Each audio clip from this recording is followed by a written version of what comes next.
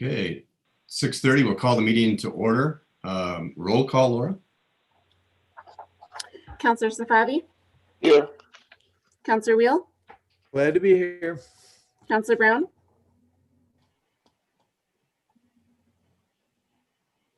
Here. I couldn't get to the mute button. Counselor Gallagher, Here. Counselor Sheldon, Here. Counselor Blum. Here. Okay, audience participation. Earl, did you want to speak now or during the public hearing? What's your preference? I just thought I'd do it during the public hearing because it's kind of budget finance related, so. That'd be fine. Nobody else has signed up on, I don't think anybody else wants to speak. So we'll move on to the consent agenda, approval of minutes. I move to approve the consent agenda.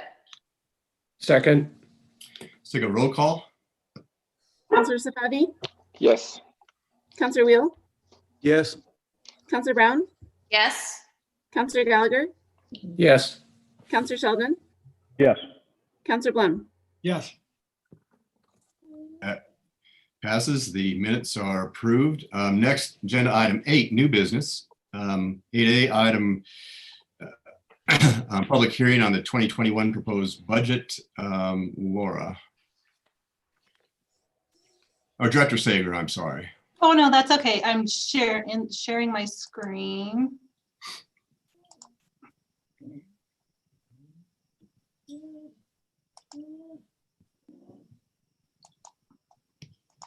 Okay, before I begin, can everyone see my screen? Yes. Yes. Okay. There we go. Good evening, Mayor, members of City Council. Staff is pleased to present the proposed 2021 budget for your discussion tonight. The proposed budget before you included 2 assumptions when it was prepared: the assessed property tax, or the assessed property values, and the workers' compensation policy increase. Staff has estimated property tax revenue based on initial assessed property values provided by Arapahoe County. The final assessed property values should be sent by the county by the end of November. Staff should also receive the workers' compensation policy increase by the end of this week. Necessary adjustments will be made in time for second and final reading in December. There have been a few changes to the budget since the study session we held in October. The first is the change to the health and dental premiums. Staff originally included a 10% increase to the city's health insurance policy and a 5% increase to the city's dental insurance policy. However, the city's health insurance policy only increased 5%, and there was no increase to the city's dental insurance policy. Because of this, staff was able to increase employee cost of living from 1% to 1.5%. Based on the discussion held at the study session, the Bellevue Island at Cherry Hills Farm line item in the capital fund has been decreased from $185,000 to $50,000. The proposed 2021 budget is a balanced budget with revenues and expenditures totaling $7,378,776. The ending fund balance for the general fund is projected to be just over $11 million. The only change to the proposed capital fund expenditures was the decreased amount for the Bellevue Island at Cherry Hills Farm project, which is here.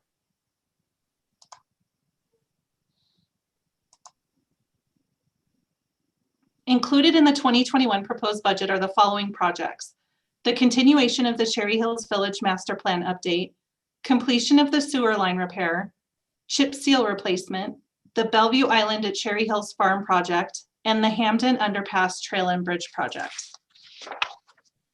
Similar changes were made to the Parks and Recreation Fund. Employee cost of living was increased 1% to 1.5%, and the city's health and dental insurance premiums were adjusted accordingly.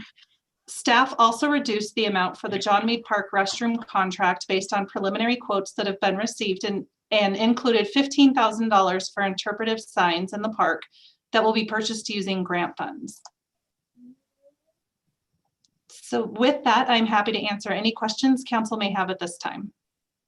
Thank you very much, Director Sager. Let's go down the line. Councilor Blum, any questions for? No, the only question I had today, I clarified with Jessica, so I'm fine with the budget as it is. Counselor Sheldon, any questions for Dr. Sager?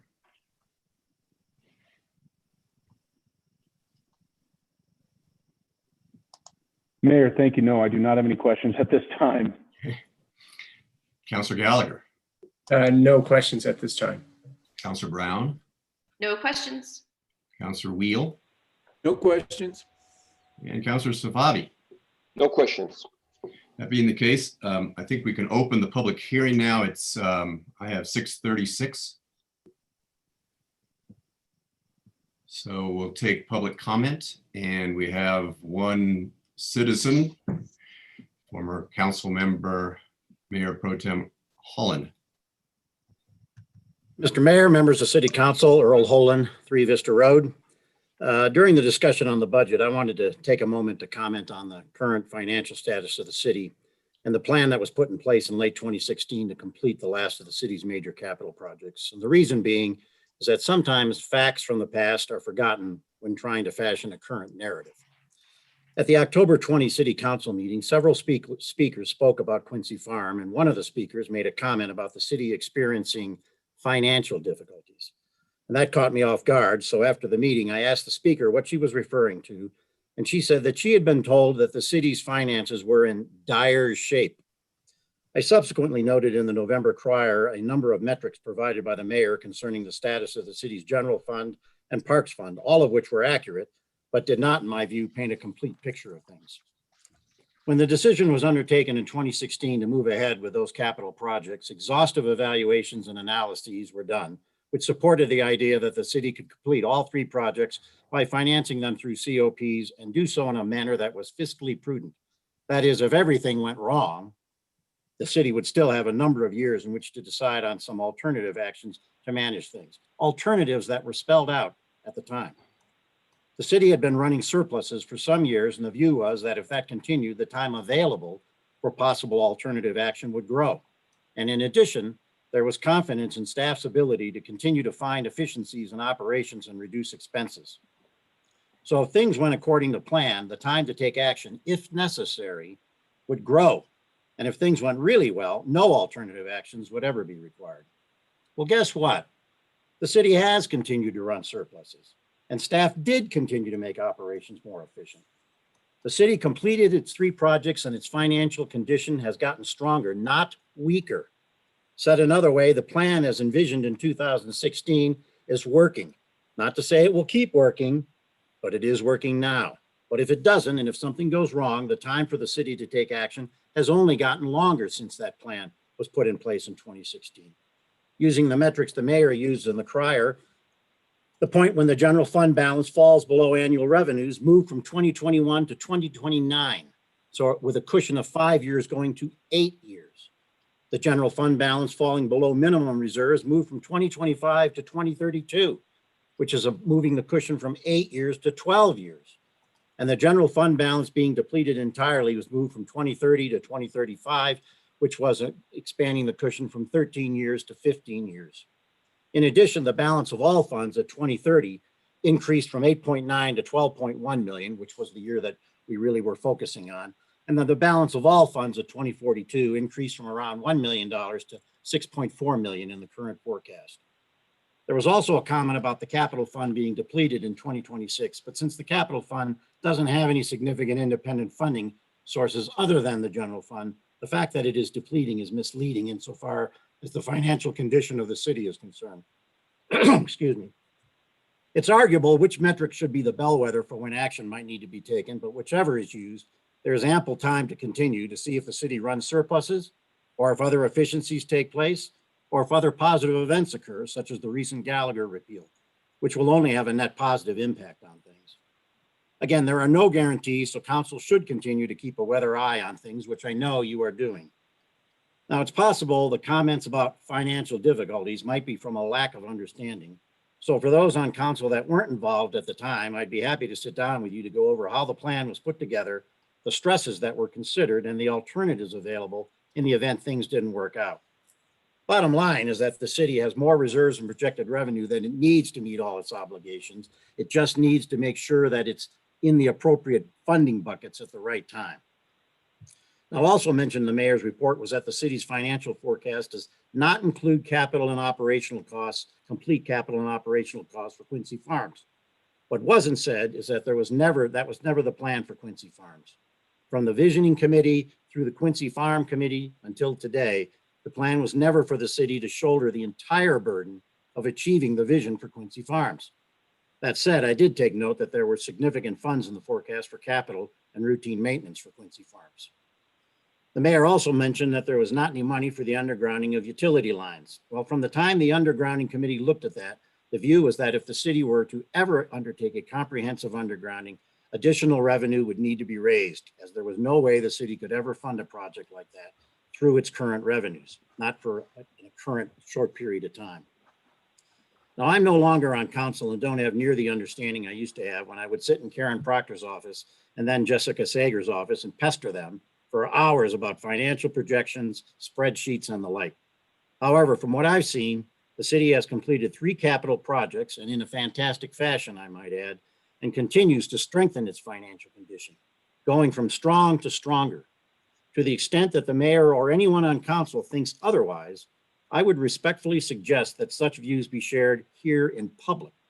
And if not now during the annual budget process, then when? So I thank you. And I also thanks to Jessica and all of the staff for the annual budget, the work that they've done. It's a tremendous undertaking each year. I know how hard they work. And as a citizen, I just appreciate everything that they did. Thank you very much. Thank you, Mr. Holen. Then that will conclude the public hearing portion. 6:42, we'll close the public hearing and move on to agenda item 8A2, Council Bill 8, Series 2020, a bill for ordinance adopting a budget and levying property taxes for the city of Cherry Hills Village, Colorado for fiscal year 2021. This is on first reading. Is there any motion?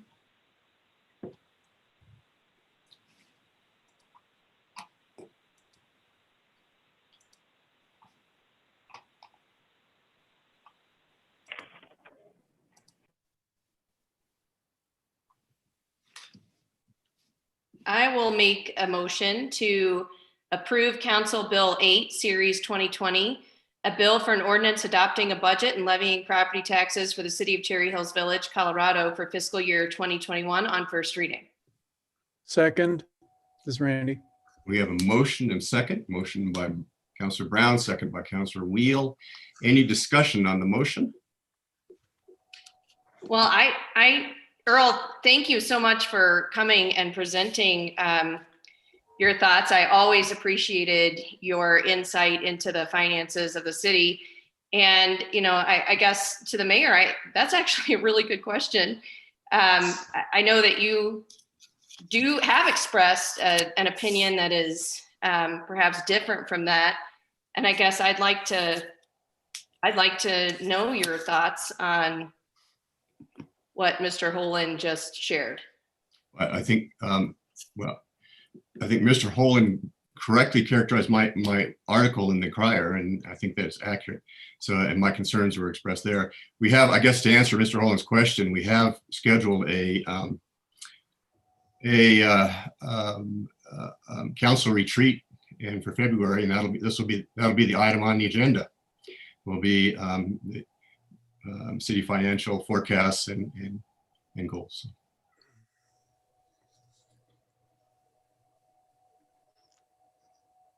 Any other discussion? No. If not, I'll call a roll call. Counselor Safavi? Yes. Counselor Wheel? Yes. Counselor Brown? Yes. Counselor Gallagher? Yes. Counselor Sheldon? Yes. Counselor Blum? Yes. That passes unanimously on first reading. We'll take it up again, second reading in December. Next, we have agenda item 8A, little 3, Council Bill 9, Series 2020, a bill for an ordinance of the City of Cherry Hills Village, Colorado, authorizing appropriations for fiscal year 2021, again on first reading. Do I hear a motion. What's the pleasure of council for a motion for that? I move to approve Council Bill 9, Series 2020, a bill for an ordinance of the City of Cherry Hills Village, Colorado, authorizing appropriations for fiscal year 2021 on first reading. Second. Second.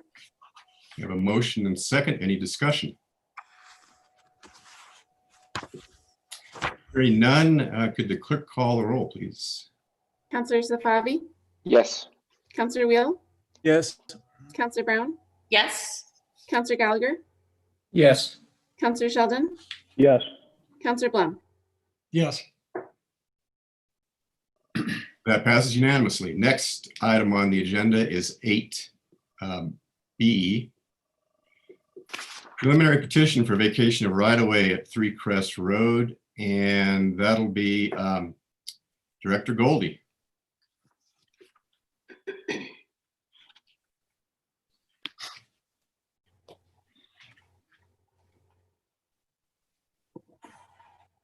Can you hear me now? Yep. Yes.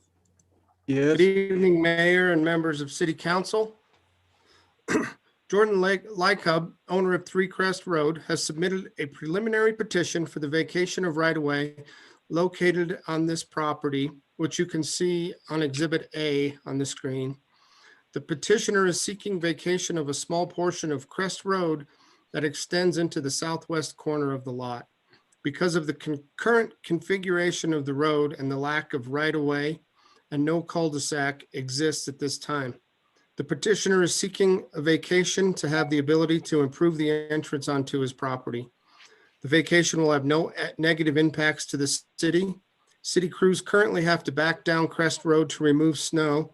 The requested vacation will only shorten the distance the crews have to back down and not further impede any other maintenance operations. Staff has consulted with Randall Sampson in the city attorney's office and believe that a vacation can be achieved to meet all requirements of the city code and the Colorado revised statutes in terms of how vacated right-of-way shall vest.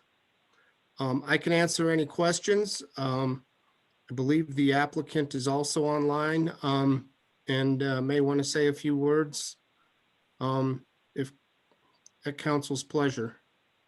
Let's start with questions first, maybe, and see where those go, and then maybe the applicant can answer any questions. But let's start with Councilor Blum. Yes, I drove this site today. Had no trouble finding it based upon the map that's on the screen. My question is, look at the map of Cherry Hills Annex that was attached to this. I have no idea where this was, if this is even in existence now. Jay, can you describe this? Because I tried to locate what's on your screen with what's on that Cherry Hills Annex, and I have no idea where it was. And I'm usually pretty good at maps. You know, the annex map is a little different since when the church went in and re-subdivided the church there at the corner of Mansfield and Hamden. It changed the configuration of these lots a little bit.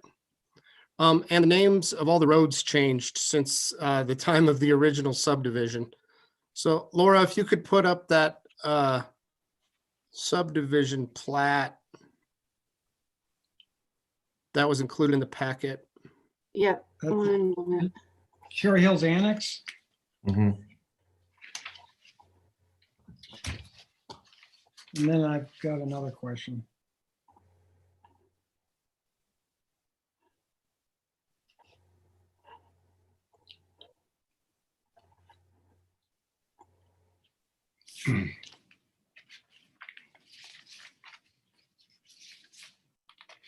Oops, sorry.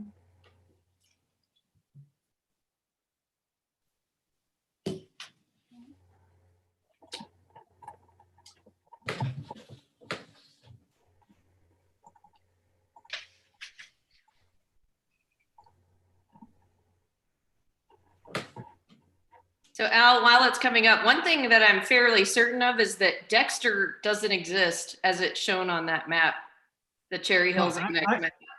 I agree with you. I think, and Jay, maybe you can clarify this. I think this Cherry Hills Annex map is totally out of date compared to what's Yes, it is. existing today. Yes, and this is the official map, even though it's changed. We don't have any updated annex maps. Dexter no longer exists. And Harriet Lemaire's house is right there in that big, Yeah. And so you'll see where it says, yeah. you'll see where it says Jefferson on the bottom left-hand Right. corner. That is what dead ends now as Vista. So right where it says the E in Jefferson is about the end of the road, and these lots have been reconfigured differently since the church changed the subdivision and changed those lot lines. Okay, I think, I think this is really moot because basically now I drove the subdivision and the real question I got, Laura, if you go back to the other screen showing where the proposed vacation is, where those red lines are, is that the owner's property? Is that all part of 3 Crest Road? So It yes, looks like the red- the circle outlines just the area. The red line to the right there Right, would be right. the requested vacation. Currently, the right-of-way line bumps into 3 instead of, and it's requesting to change that bump out to square up that lot.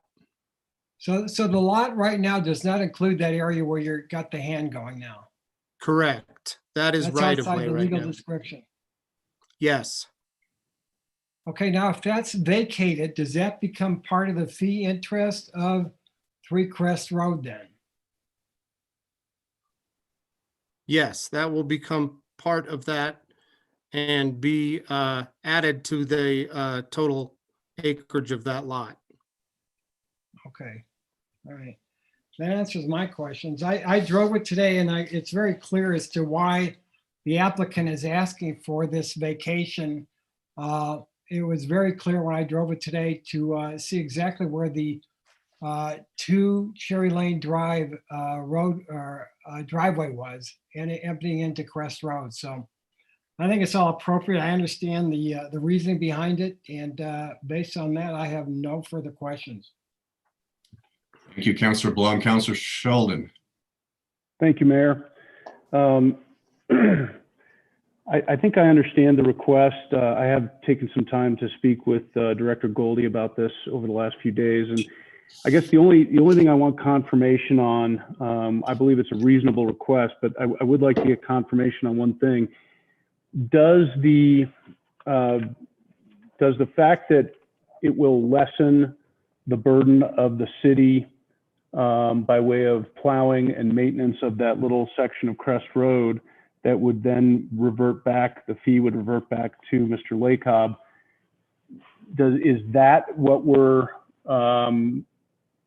we're using the public interest? And I just did the air quotes for those who didn't see me. But we need to meet a criteria here. And I think the criteria is that the vacation serves the public interest. And I guess I would like to confirm that staff believes that by vacating that small portion of Crest Road, the public interest is served because we are removing a portion of obligation or liability that the city currently has. Can somebody confirm that? That would be my opinion. But I'd like to interject and remind you that this is a 2-step process, right? So this is the preliminary application, and that this is just the decision that to go forward and provide all the survey and the deposit and all that stuff, right? And then we would proceed to making that finding if that preliminary decision is made. Well, I appreciate that, Kathy, and Yeah. I do, but I think in order for me to make that next jump to to allow the petitioner to move forward with a full application, I would like to hear that if I heard staff come back right now and say, no, we don't believe that there's a public interest being met here today, here and now, I wouldn't be in favor of advancing this application. But I do believe that in and of itself, the fact that last 50 yards of road is going to come off the city's ledger or city's liability and books and obligations to plow and maintain, and now become the obligation of Mr. Lacob, that would be the argument that I would make that would give us the necessary cover to advance this to the full application stage. And I just want to hear staff confirm that they believe that that is the finding as well. That would be staff's opinion, that lessening the burden and making it safer, so we're not backing down that far. There is no cul-de-sac for a plow truck to turn around. And so taking that off of the rolls and helping with staff's ability to maintain that, I believe, in staff's opinion, that is the public interest. And Jay, would you agree that this is a somewhat odd-shaped public right-of-way stub, if you will? It is kind of a strange scenario to begin with.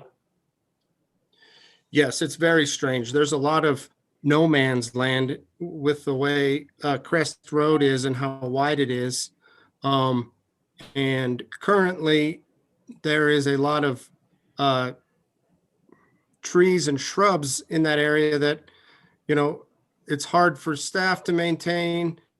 And it's truly, it's just a burden right now to go in there and try to do anything.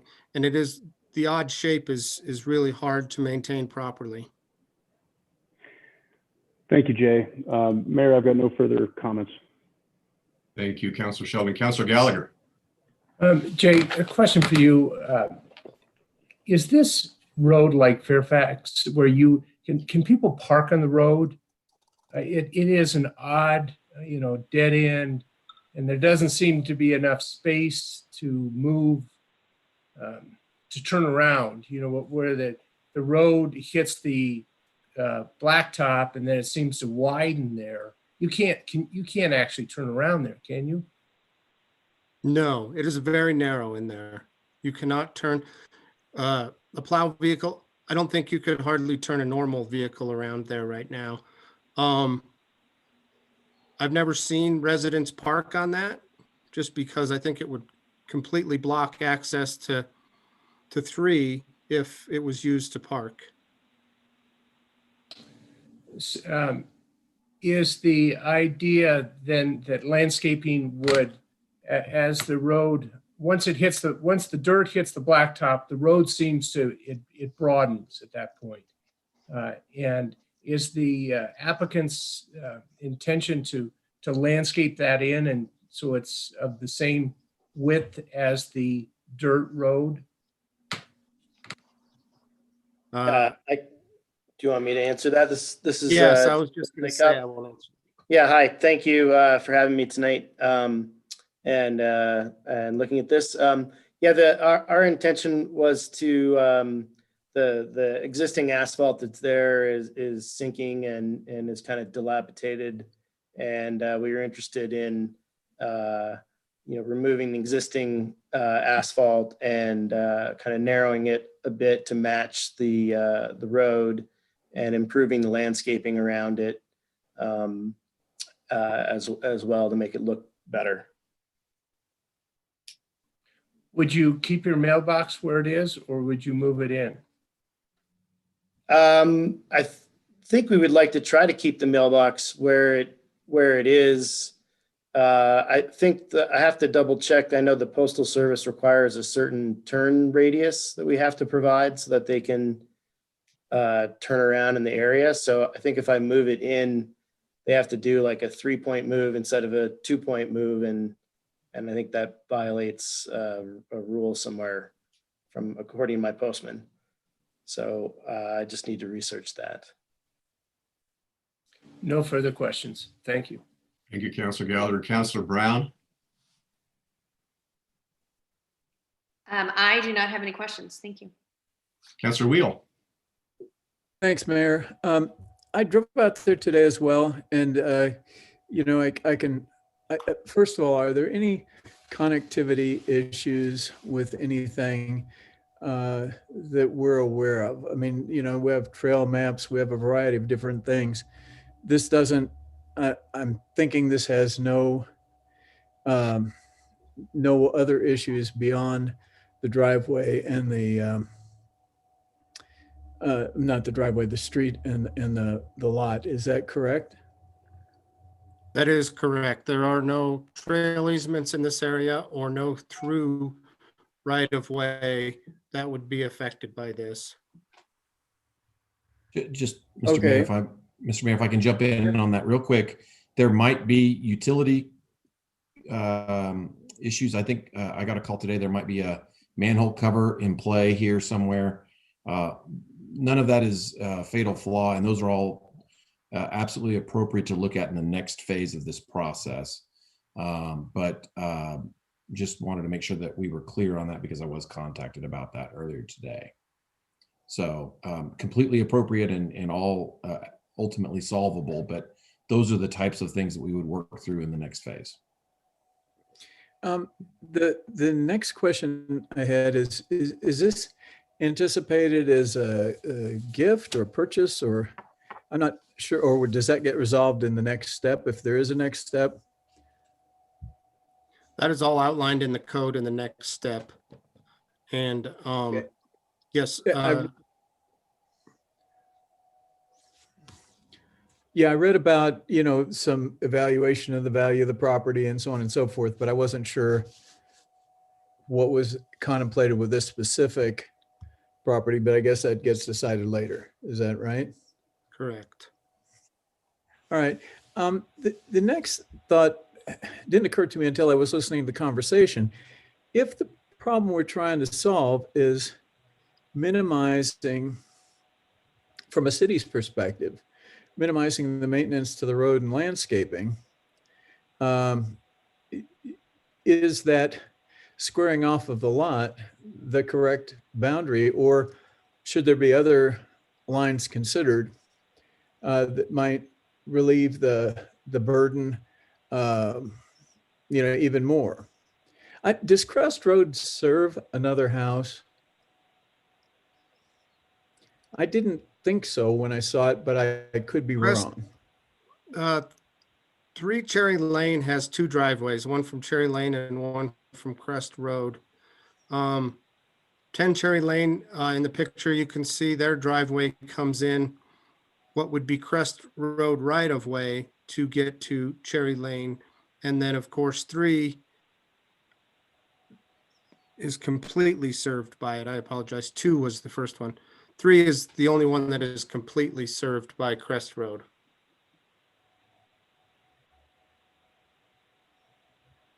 Okay. Well, I guess it's probably worth studying, but I wonder if those lines are the optimum from the city's perspective. You could, yeah. Is there a process by which Crest Road might be privatized? And Kathy might be better to answer this. The way this vacation is requested, it does not trigger the state statute on how right-of-way is vested back. So if Crest Road was to completely be vacated, 10 and 2 would have to be involved. And the vesting would then have to be figured out between the 3 properties and would possibly leave 3 Crest Road with no access unless there was an easement put in there, because the right-of-way would be vested back 3 different ways. And Unless just to you made a add, flagpole lot. yeah, just to add on to that, it might be possible. It's just not what the request was to the city. Correct. And so, I think there is if we wanted to evaluate potential different configurations with the property owner that might have some added advantages for the city, I certainly think that's an opportunity in the next phase. But what we're presenting tonight is just what the property owner or the applicant presented to us. Sure. No, I understand, and that's certainly understandable. I guess I'm in a frame of mind around, if we're going to make a change, we might as well make it the best thing for all parties involved. Okay, that's all the questions I have. Thank you, Councillor Wheel. Councillor Safavi. Well, a lot of good questions. No questions from this end. That was a good discussion. Thank you. Any other council member thoughts or questions? Would the applicant like to say anything more? Or Oh, I'm I'm sorry, sorry. Russell, I'm may sorry. I just for a moment? Randy, I like where you were going with that. I like your thinking. I had that same dialogue the other day with Jay, and you know, there is a scenario where you could theoretically take the Cherry Lane right of way and just follow the contours of it that are north and south of Crest Road, and basically have the geometry of Cherry Lane continue on and just take away Crest Road as public right of way altogether. I think what you were hearing though, and I think what would happen, and I think what Mr. Lacob is trying to avoid, is a tri-party agreement where you've got the two Cherry Lane properties cooperating with Mr. Lacob and having all three parties involved in a deal. I think you had a good suggestion, Randy, that maybe that gets at least explored during the next stage. And I would be in favor of the exploration of that as well. I think where we are tonight, if I'm understanding the process, is all we're doing tonight is looking to get a vote to advance this to a formal application. And so if we are all in agreement to advance that, and we'll let the mayor continue opening it back up again to the homeowner, and any other dialogue. But I think that that'd be something that I would like to see if staff could, during the next stage, if staff could at least investigate and see whether or not those other homeowners would be willing to figure out how to cut up that right of way so that we don't have even a more awkward right of way now remaining. If you drew that red line where the firm red lines are now shown on this page, not the circle, but the two north, south, and east, west lines, it's going to create an even stranger right of way line than we already have. But understanding the applicant is not looking to solve the world's problems and just really trying to get what he needs to get done. If that's all we can get to at the end of the day, I think we have to look at it from that perspective as well. So I would be in favor of it being looked at from a more holistic approach, getting all the homeowners involved to see if it can grow some legs and get figured out. But obviously, you know, next step is just advancing us to a formal application. Thanks, Mayor. thank you, Councillor Sheldon. Any other council members have any wish to speak? If not, Mayor, I'll make a motion.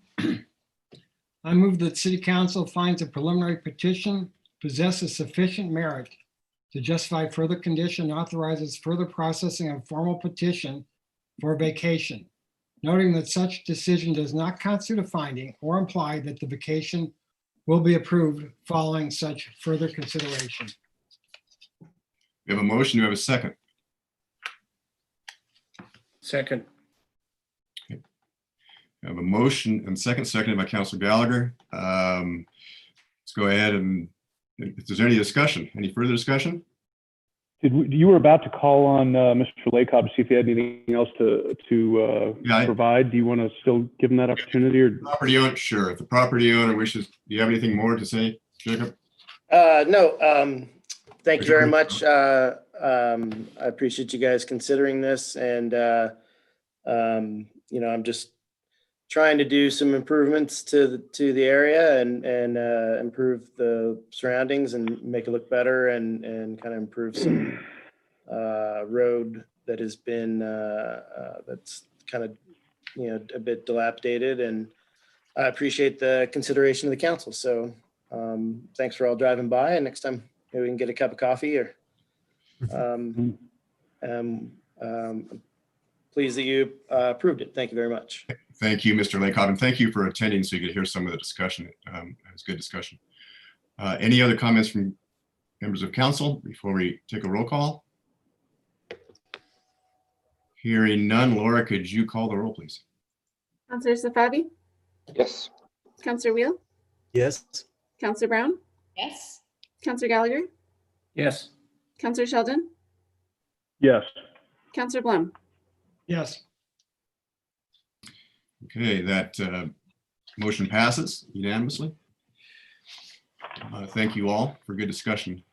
We're now going to recess the city council meeting and call to order the meeting of the Cherry Hills Village Charlevoix Park's third filing general improvement district board.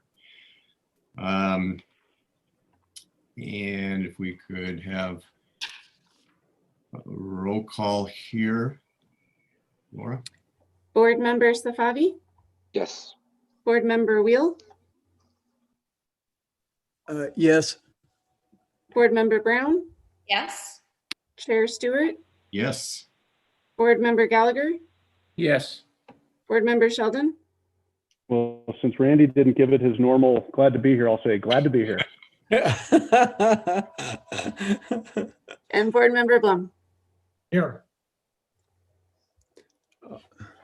Okay, we can jump, I believe, to agenda item 14, new business, and this would be Director Sager. Yes, I just want to confirm again that you can all see my screen. Yes. Ma'am. Good evening again, Chair Stewart and members of the board. Before the board this evening is the proposed 2021 budget for the Charlevoix Park third filing general improvement district. The mill levy for the fund will be certified at 17 mills or $38,141 in property tax revenue for 2021. Expenditures include the bond and interest payment totaling just over $30,000 and $3,000 for administrative expenses such as staff time, auditing, and legal expenses. There is no action required from the board tonight aside from holding a public hearing for the proposed 2021 budget. Staff will present a resolution for the board's consideration at the next meeting. So I'm happy to answer any questions the board may have at this time. Okay, I'll throw it open to all council members. Does anybody have any questions? Okay, I think we need to open then a public hearing. Is that correct? Yes. At 7:12, I'm opening it for public hearing. I believe there's nobody signed up to speak. So just have the record reflect there's no one speaking, and we'll close the public hearing at 7:13. I think no motion is necessary at this time. Is that correct? That is correct. All right, we will then, with unanimous consent, unless if there's no objection, we'll adjourn the meeting of the Charlevoix Park Third Filing General Improvement District Board and reconvene City Council meeting at 7:13 p.m.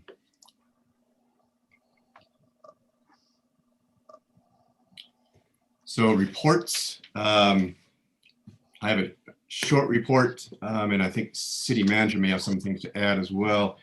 The first is an update on the I-25 Bellevue executive meeting number 9 that was held. It was an interesting meeting this week. All were in attendance there, all the stakeholders, and they were asked. Everyone was asked to take positions on whether they favored the SPUI, that's the single point urban interchange, or the split diamond construction for Bellevue. And the Greenwood Village, Arapahoe County, and CDOT all were in favor of the split diamond, while Denver was expressly in favor of SPUI. Denver has a lot to say about this because the SPUI comes off onto their property. Union Boulevard is within their jurisdiction. So there is a split among, there was a good discussion among all members there. The public and discussion of I'm not sure, Chris, if we have circulated the public comments to city council members. I think that summary should be probably circulated to our city council members. In short, kind of the survey that was done by the consultants showed that most people favored the SPUI in the public, and it was interesting. And Denver pointed that out, that most people favor that. They're concerned about the impact on Union Boulevard, and that will having off-ramps on Bellevue. So there we are. It was left that Denver wanted to meet individually with each of the stakeholders on one-to-one basis to tell them their concerns. And so I haven't heard from them yet, but I assume they'll be reaching out to us. We're probably not first on the list since we're not a financial stakeholder like Greenwood Village or Arapahoe County. But it was actually, I thought, a very well-run meeting and very informative. So anyway, there we are. They're going to meet again on December 4th, I believe, the next executive committee meeting. And Denver then report back, I assume, give us a report on what, if they've made any progress in kind of reaching a consensus. I think the interesting thing and the very important thing that came out of that is there are other preliminary adjustments that can be made. They're early adjustments. They call them early action items, which is making adjustments to Quebec, making adjustments to Syracuse that would be much less costly and help out the situation right now. So I was pleased to hear about that because we've always been interested in seeing those types of early action kind of improvements be undertaken. Hey Russell, can I ask you a quick question about that? Sure, you can jump in. I just wanted clarification. So are you suggesting that in either scenario, the SPUI or the split diamond, they might get started on some early improvements, and that those improvements to Syracuse and Quebec, for instance, could be done in either scenario? They would be done in the SPUI or split diamond? Well, and that's exactly, Councilor Sheldon, the discussion that the consultants had. They said, it depends on, what early action item is and whether it would be consistent with either, both the SPUI and the split diamond. If it was, they could proceed. So those are the questions that would have to be addressed. I think there are some, and just from sitting in on the meetings, that there are some things that can be done that, regardless of whether SPUI or the split diamond is done, that need to be addressed. And I think that could be addressed. And I think the concern there, Arapahoe County kind of weighed in and said, they want to do a whole thing, a whole package, but everything is possible now. I mean, particularly with given Denver's position that it doesn't like the split diamond, it favors the SPUI. I think everything is kind of on the table and up for discussion. Mr. Mayor, that's great news, I think. Mr. Mayor, if I could just add a couple things. Yeah. Is that all right? Councilor Sheldon, to your point, just to clarify, I do agree that it is on the table for sure. And the consultant team did not say anything to deter that being on the table.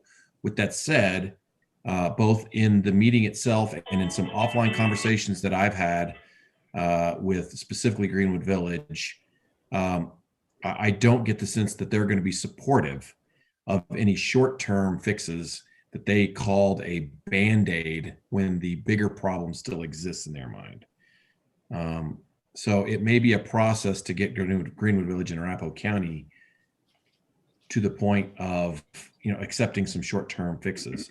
The other notable thing I think that was somewhat new was that CDOT did provide in writing support for the split diamond based on the idea that the bridge structure that exists today at I-25 would have to be replaced in its entirety for the SPUI because it has to be raised an additional 8 feet.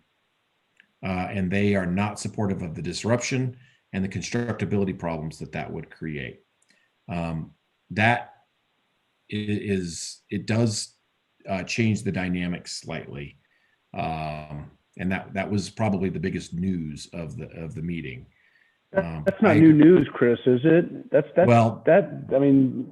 same old news we've been hearing, is that it requires a full tear out of that bridge. I don't think that's new, is it?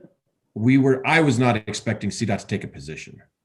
In fact, I was told by the project team that was a concern that they've raised from the beginning, but that they wouldn't necessarily. There were a number of the regional partners, RTD, Dr. Cog, who, like us, did not take a position.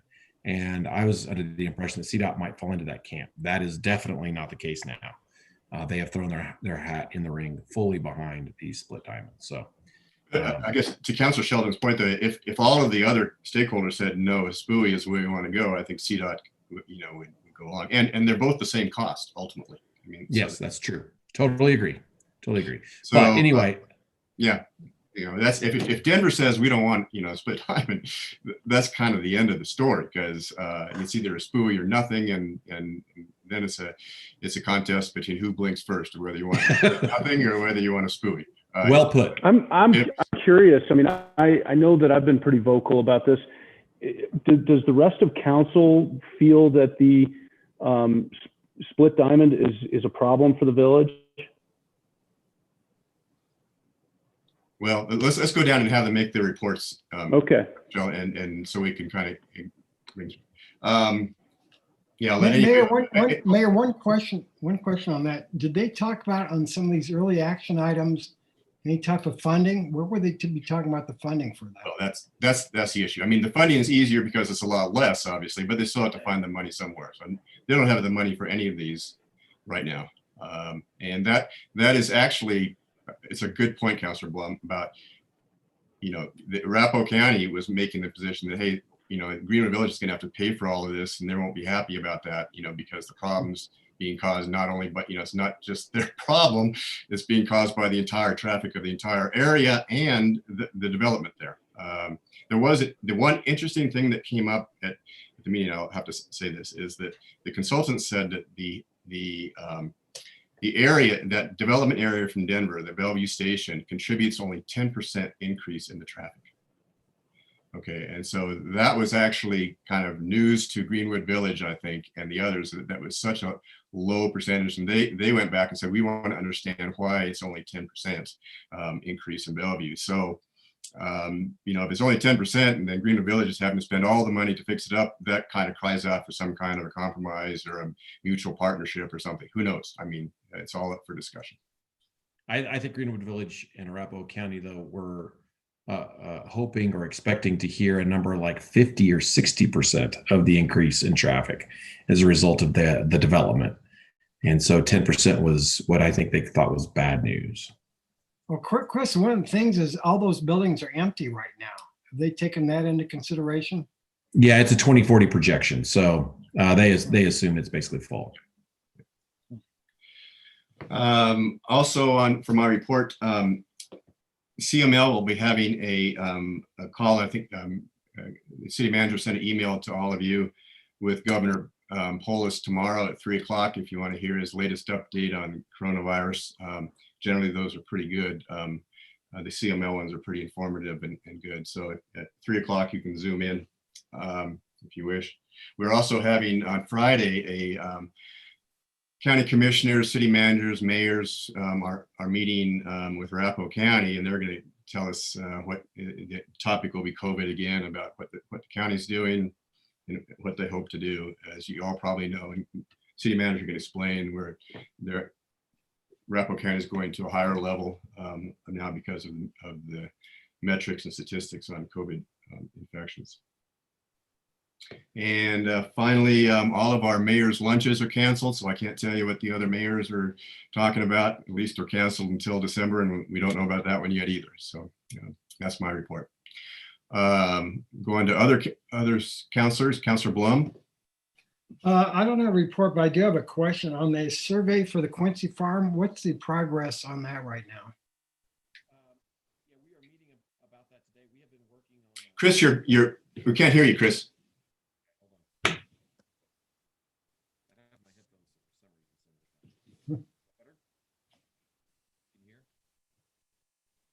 Nope. Oh, Nope.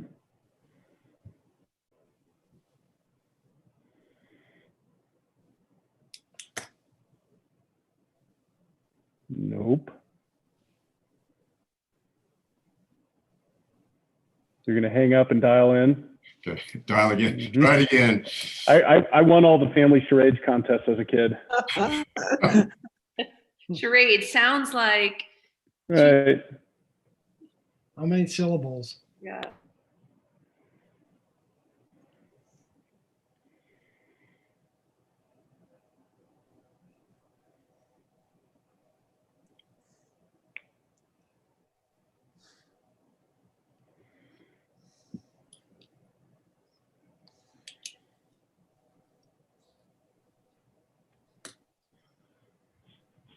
Laura, while we're waiting, the ZAO meeting is scheduled this week. Who else is going to be involved in that?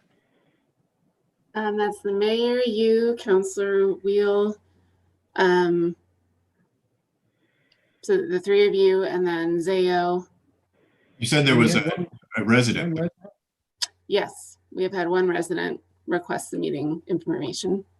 Okay, so we don't know they're going to call in. They just ask for the information. I assume they're going to join since they asked for it, but yeah, we'll see. Hey, Alan, Randy, what's taking you guys so long to get these new towers put in? Yeah, you don't have yours yet. Ours is up in Glenmore. Oh, okay. Can you guys hear me now? Got to find somebody's backyard who's willing to stick a 70 Chris, footer you're in really there. faint. Did we get Try Chris? again? Are you volunteering, Dan, a 70-footer? No, You I said? am not. Even as good as those monopines look, I'm thinking no. But I have a couple ideas Look where like it could go. It'll look like a Christmas tree or a Hanukkah bush, Dan. Yeah. Chris Kramer, you back with us?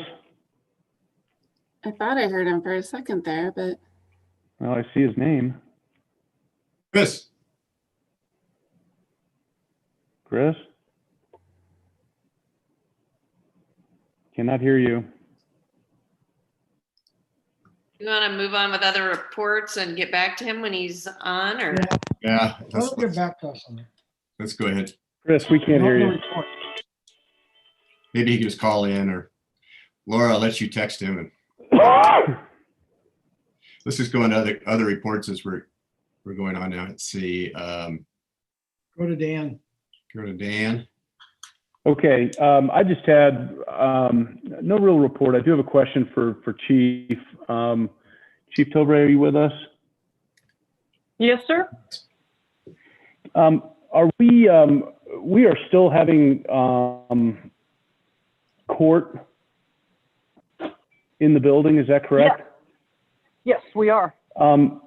And I'm looking at the report from Terry on court appearances, and I don't know, maybe you can answer this, but the fact that we're up this year in a year when we're trying very hard, especially now with what Governor Polis is instituting today, effective Friday, I would think that we should be following what a lot of these other jurisdictions, I believe, are doing, which is right or wrong, starting to either cut back on some of their citations that they're giving, or allowing them to not show up for court somehow. And I don't know what that process looks like, but to see more this year to date than we were last year, in a year that we've got COVID and concerns in-house with regards to personnel showing up for court, and the bailiff and the judge and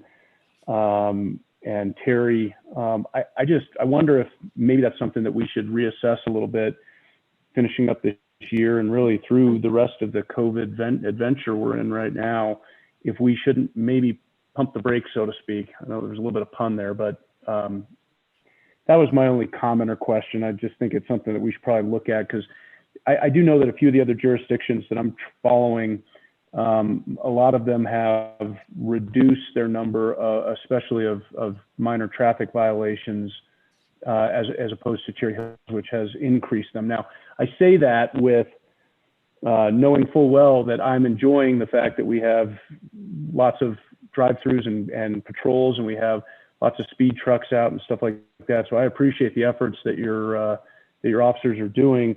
I just do wonder if maybe in light of getting closer to another lockdown again, we may want to pull back a little bit on some of the violations. So that's a two-part question, the way that I see it. The first part is with regard to court, and the judges, along with the city prosecutor and Terry Littleford, made up a plan. And the plan had to do with, there's a lot more people that are called and offered plea bargains early in their process with regard to court. Court has been limited with regard to how many people are in the courtroom at a time, and that has been working well. So that's part A that really comes a little bit away from from my say with regard to courts, but that's what they've been doing.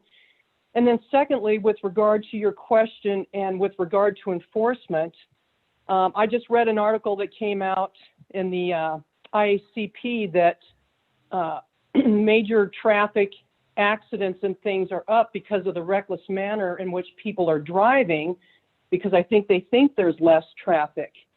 I think that's something that we could certainly look at, but I will tell you that still in our city that our number one call for service and complaints comes around all kinds of traffic issues, whether it's speeding on Franklin or Mansfield or Dahlia, Quincy, where we've been trying to get our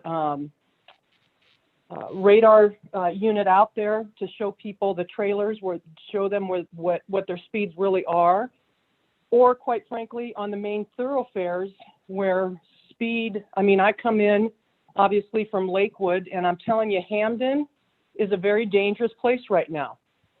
So I think that's probably a policy decision that we could certainly look around, but I think that you have to be very careful about saying or looking at those things. Now, the degree to which people are doing things, you know, speeding, I think you might be surprised at some of the summonses that are going through court right now with regard to the types of speeds that my officers are seeing. But at this point, Surprised I don't know that I would be in favor. Sorry, surprised Please go because ahead. they're so high? Is that what you're saying? Yes, yes. Okay. And I don't Dan, have, I would like have to echo what the chief said, because if you look at Bellevue now with a lighter traffic, speeds are in excess of 55 to 60 miles an hour down there. And I think it's very important from a safety standpoint. We control that. And I applaud the chief for what she's been doing on Bellevue. And I can't speak about the other streets. I know Katie's got some concerns on some side streets, but it's been, you know, I think it's safety is critical on Bellevue, and people are taking advantage of the lighter traffic. And I would say again, I echo that as well with on Hamden. It is some of these cars, you know, the speed they're going on, it is ridiculous. I have to make sometime a left turn, and it's just you don't see the car, and the next thing you know, it's like, oh, it's there. I mean, I don't know how fast they're going, but it's pretty bad, I would say. Okay. Well, I appreciate that, and that's good insight from the rest of you. So thank you for that. I just noticed trending upwards for in-person court hearings. It seems a bit counterintuitive of what we're trying to do as a society right now. But with that said, I think it's important for us to try to keep our streets safe. So carry on, Chief. Thank you. Sure. Shoot, I just forgot what my second thing was. To think about it, Councilor Sheldon, and let me just add in a comment. I don't know all of you saw it because I sent it on to the chief and the city manager. I had a email from Commissioner Sharp, who said she appreciated our enforcement of speeds on Bellevue, because she said she uses that, and she says people are flying by there at 65 and 70, and she said she really appreciates seeing the Cherry Hills Village patrol officer limiting the speed. So I just wanted to pass along that we got a kudos from the Commissioner Sharp to Chief Tovaria. So good. Okay, and I did remember what my second thing was. So council members, you all received, and I know Chris Kramer received this as well. You received something from a neighbor of the Arapahoe Tennis Club, the Klutes, recently, Peter and Pam Klute, about activity going on at the Arapahoe Tennis Club last week. Speaking on behalf of a member of the Arapahoe Tennis Club, I want to assure you that the tennis club is taking that issue very seriously. In a nutshell, it was lights being left on too late, later than the development agreement that was negotiated in 2015 would provide for. And the club is taking it very seriously, and they are taking measures currently as we speak to ensure that that does not happen again. And I believe that staff is working closely with the club now to get everything back on track and get the neighbors and the Arapahoe Tennis Club hopefully back to being good neighbors again. So just a quick update from me as an Arapahoe Tennis Club person. So That was it. Thank you. Thank you, Councilor Sheldon. Councilor Gallagher. Report? So a comment about our trails. It's been very interesting to see the deterioration of our bridle paths, our 26 miles of trails over this last year as our weather has become hotter and drier, and COVID has put more bodies on those trails. What was one trail, one footpath down a trail is now up to 4 footpaths down the trail.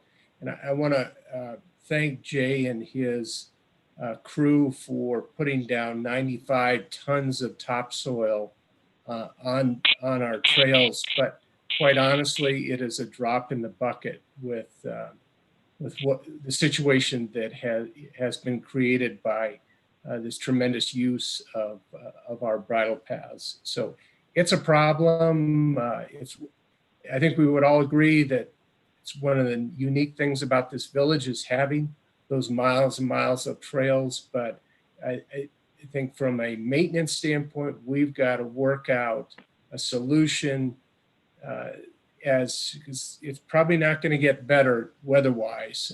And this grass just does not have a chance to bounce back when it does not have moisture. And so, and unfortunately, those 4 paths are now 4 paths, and they'll go to 5 and 6. And so it's just something I bring it up. It's one of the neat parts about this village, but it's getting loved to death right now. So just as a long-term maintenance challenge, we've got to address this. End of comment. Thank you, Councilor. I second that, Councilor Gallagher. Thank you for your comments too. My observation as well. Councilor Brown.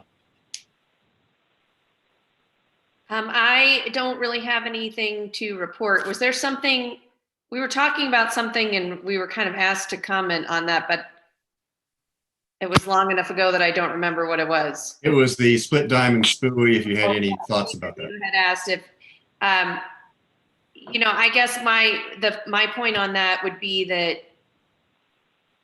the data seems to indicate that it might help, but I do still kind of find that hard to believe. And I found it interesting that Greenwood Village also finds it hard to believe that only 10% of the traffic is related to that development at Bellevue Station. And so I do, models are models, and that's no guarantee of the accuracy of what it's going to be in the end. Ultimately, I think I do have severe concerns about a split diamond. And I think the residents of Cherry Hills Village, for better or worse, I think the residents of Cherry Hills Village are probably inclined against a split diamond as well. So that's just my thoughts. I think that's what the survey showed. So I think, and we'll get that to you. We'll circulate that to all the council members, that the results of the consultant survey and town halls. Councilor, who's next? Councilor Wheel. Yeah, nothing going on exciting in the neighborhood except lots of people out walking because the weather's been nice and good exercise and so on. So that's all good.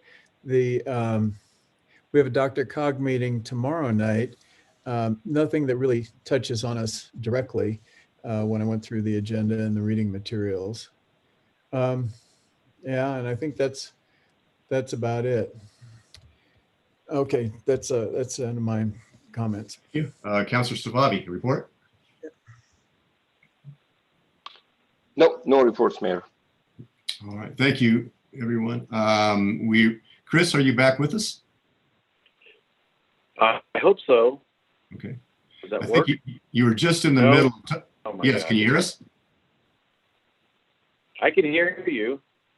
Great. Great, we can hear you. So you were just in the middle of answering Councilor Blum's question about the Quincy Farm survey. If you want to continue. Yeah. I think there might be a slight delay. So yes, we have been working on a draft of the survey, a very rough framework. Even just trying to figure out how a layout might work, I think is appropriate to put some thought into, because, we want to make sure that it provides enough details that people will be willing to answer it, but not so many that people throw it away because it's too much. So, my hope is that we can get something out, a draft, and please don't expect it to be a final form, because it will not be. And there's still some specific details and numbers that we're going to need to work with Natalie to get from her. But just as a first step, we're hoping to send that out, maybe this week or next. So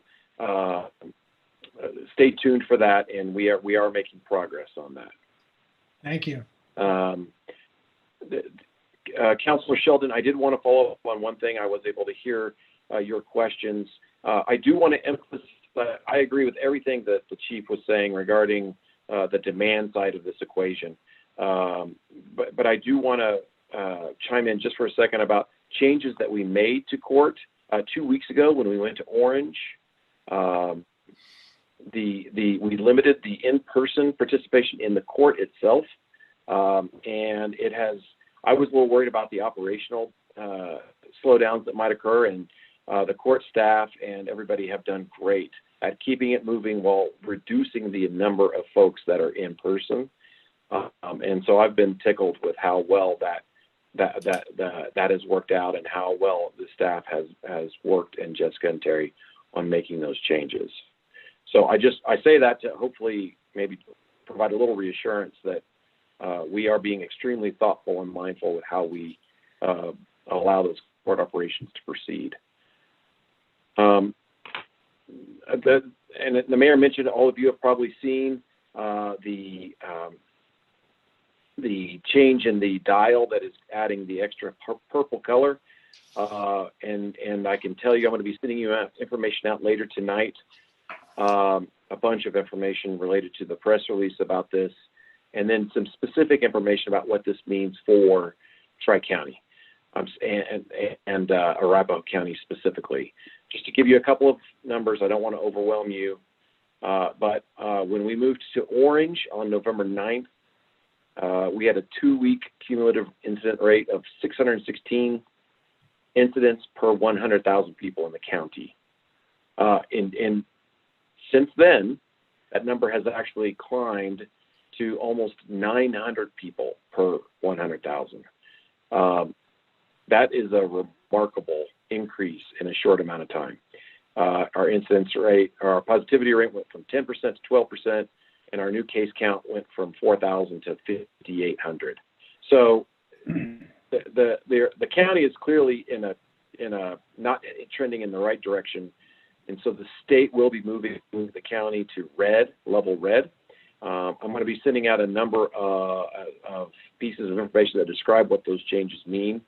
I think for the village itself at large, obviously there will be no in-person dining for our restaurants. There will definitely be some changes for our churches. What I don't see so far that I know was being discussed is there is no curfew included in red. And, I think I have a few reasons why I'm grateful that that's not included. One, because there's been zero evidence that has actually helped. And two, because, most of our enforcement thus far has really revolved around education. The curfew would have came with enforcement obligations. So I'm thankful that that's not a part of it. But stay tuned for all the information that's coming out. It is going to kick into effect this Friday. So I'm going to pause there just for a moment. Well, I should also mention our city operations. The changes that we made going to Orange are in essence still going to allow us to be consistent with these changes to go to red, just because we're closed to the public and we have, the essential personnel for streets and PD, and then our in-office is limited to just a couple of folks. I just want to make sure, see if council had any questions at this point regarding these changes. Chris, just a couple of additions. I think I was on the Tri-County health call, Arapahoe County as well today. And they had a representative from governor's office on there talking.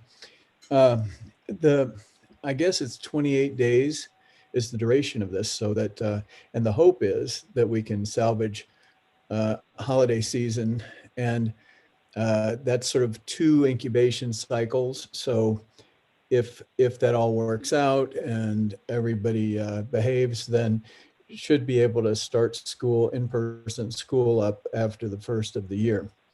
The couple of comments that I picked up during that call, but yeah, they're pretty much trying to get anybody that's, if at all possible, can stay home, to stay home and sort of shelter in place, but it's not quite mandatory or quite, a little loose, but it's challenging times. It certainly is, and I agree, Councilor Wheel. They are desperately avoiding the stay-at-home order, and they're going right up to the edge without crossing over. So, I also had an I-25 Bellevue update, but I think the mayor in our conversation earlier handled that well. I will send out the cumulative public comments that we received from the consultants to all of council so that you see that. And then finally, next week is Thanksgiving, and my tentative plans are to be off on Friday or Wednesday, but as we get further shut down, we will see if that happens. So that's my report. I do know that the directors have a number of updates as well, so I would ask that we go down the line with our directors. Who wants to go first? Director Sager?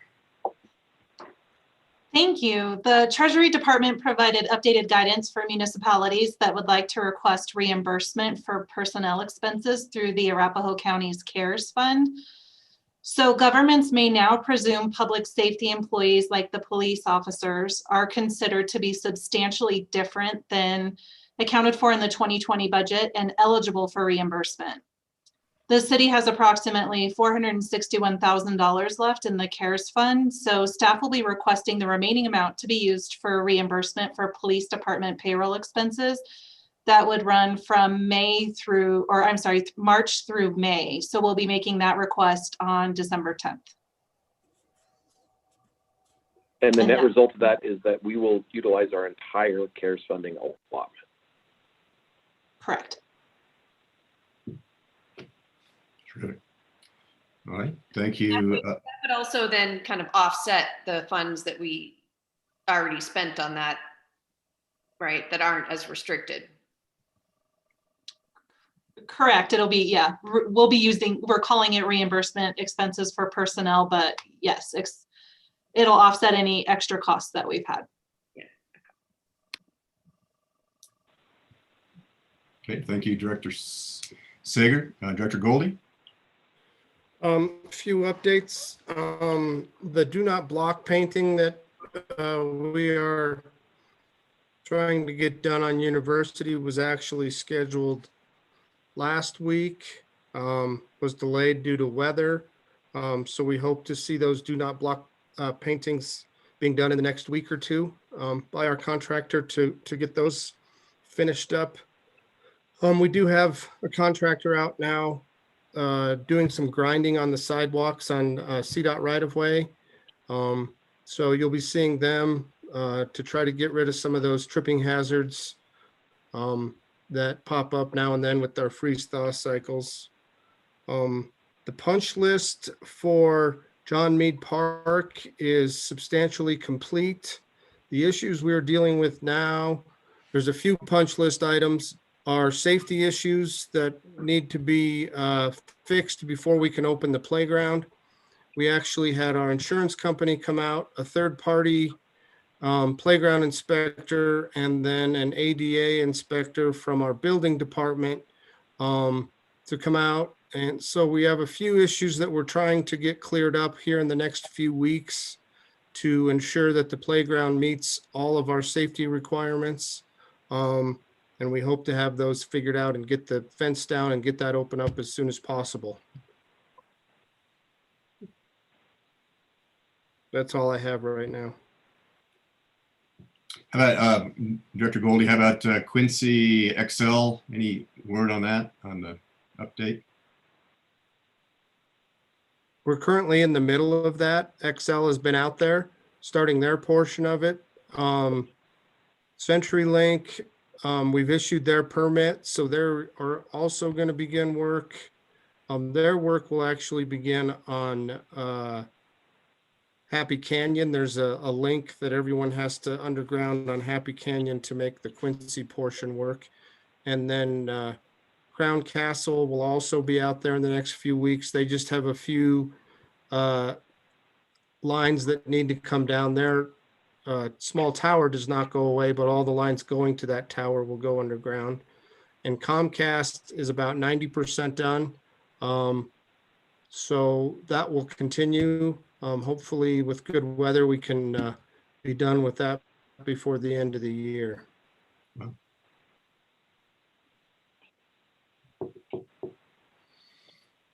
All right. Chief Tovria? I just have a couple of quick things. Our school resource officer, Ed Kazmersky, told me today that Kent has made a decision that after this Thursday, they will be out until probably sometime in January at the first of the year. He thought that St. Mary's had made a decision. However, they have not announced that yet. And as you all know, the elementary school is out at this time. And then the second thing I have is that the county's Office of Emergency Management sent out a couple of things to update their contacts with regards to the meetings that we had been doing earlier in the year.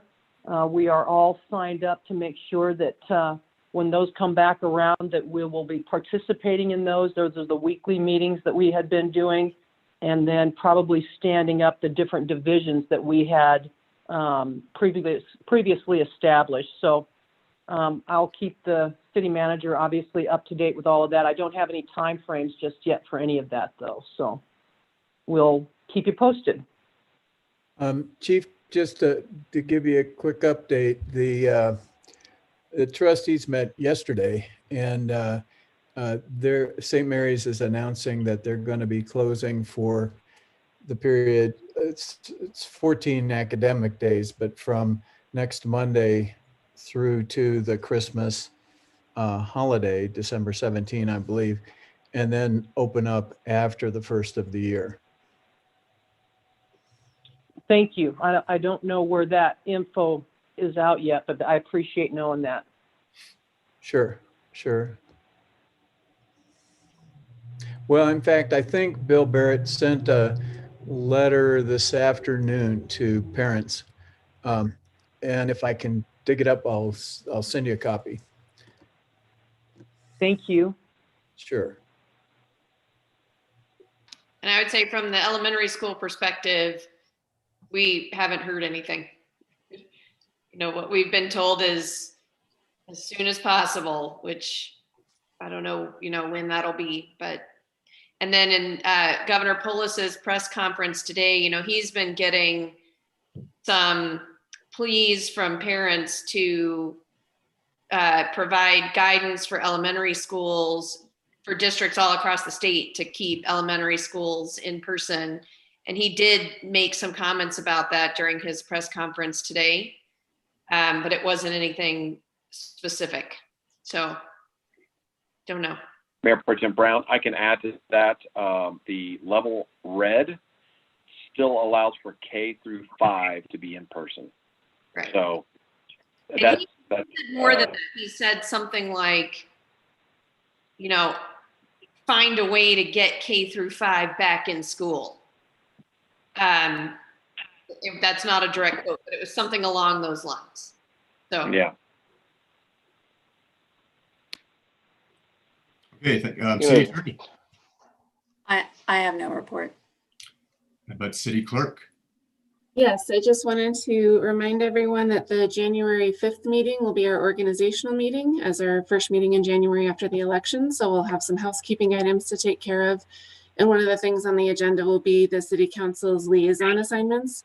So for everybody just to start thinking about any changes you'd like to make to those assignments. Very good. All right.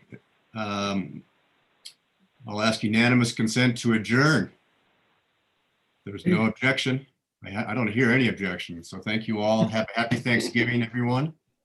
Have a And you good one. guys. And stay well. Happy Thanksgiving. Thanks. But don't Yeah, forget, bye. next meeting is on a Wednesday, right? So Yes, good point. Thank you. Yeah. What date is that, Maura? It's December 9th, I believe. the second, Yes, it's Wednesday, December 9th. Yep. see you then. See you then. Thank you. Thanks, Yeah. everybody. And it's Thank select you.